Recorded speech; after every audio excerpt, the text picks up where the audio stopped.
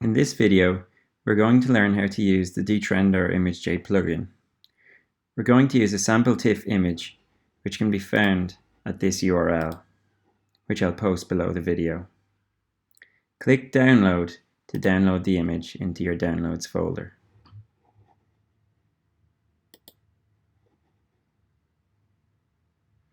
Now, let's open ImageJ and open the image.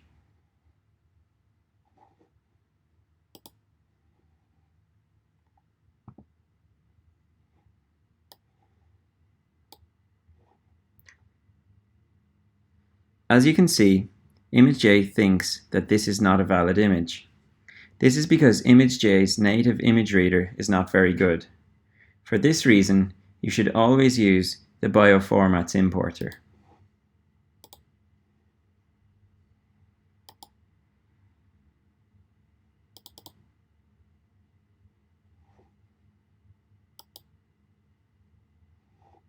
As you can see, the image has now been opened and it's a perfectly good image file. The image has two channels of 100 frames each. Let's take a look at both channels independently.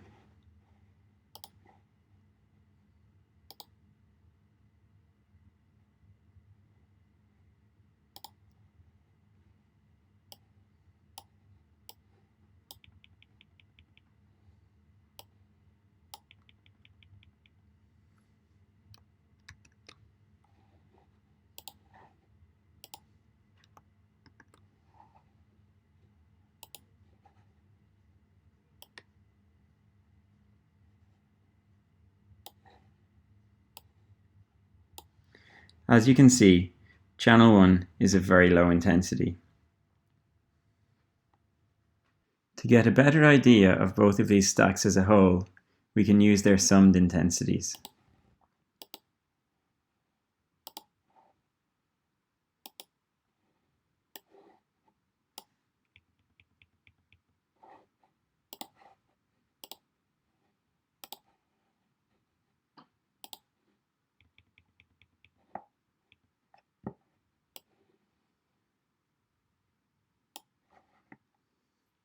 This is an image of a cell, and you can see the boundary of the cell across the top left here. So the top left region is background and not the region of interest. The detrending algorithm needs to know which parts of the image are to be considered as foreground and background. It does this by means of thresholding. Let's take a look at both channels with different thresholding methods. To do this, we first need to convert them to 8-bit.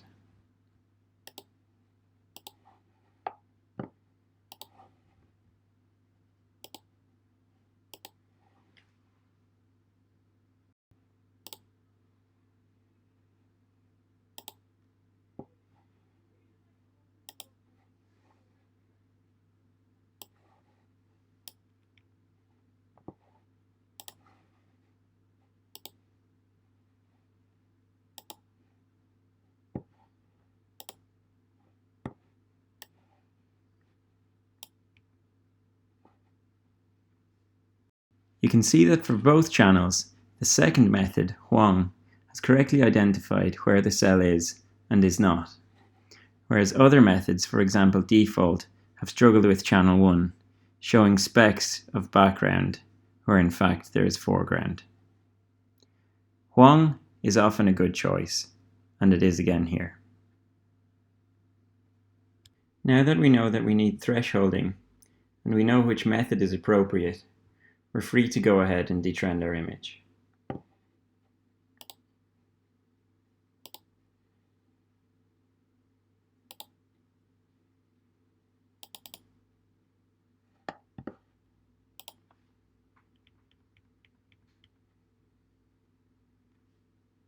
The Detrendr plugin detrends all channels of the active image, so make sure the image that you want detrended is selected before opening the plugin. You can find the plugin in the Plugins menu.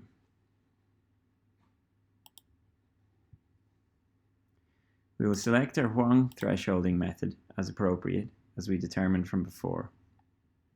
You have the option to select a manual threshold instead of employing automatic thresholding, I do not recommend this. The third field is a seed for random number generation. If you do not know what this is, you don't need to. Just set it to 1 or 0. Click OK and the detrending proceeds. Now we have our detrended image.